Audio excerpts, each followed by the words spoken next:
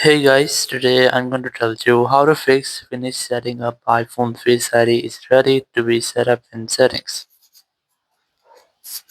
If you're using any iPhone and you're facing this type of a error again and again, which is finish setting up your Face ID or your iPhone. So let's see how can you fix the issue.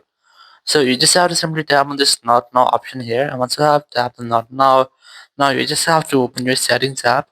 Before you start, I recommend you have to go to general, go to software update, try to update your software.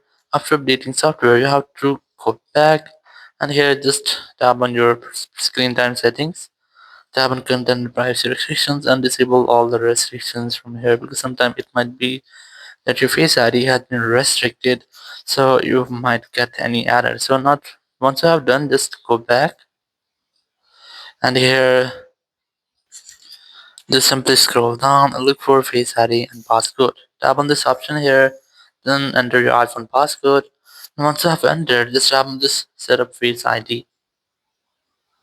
Now you just have to tap on this Get Started option and then try to set up your Face ID here. And once you have done, just tap on this Setup Later option if you want to use your Face ID fast. So you can also try to do that. Then tap on this Done option here. And once you have done, now your Face ID is ready. You just have to go back. Now you can easily use your Face ID to unlock your iPhone, and you can also use your Face ID in your App Store or in your iTunes Store if you want.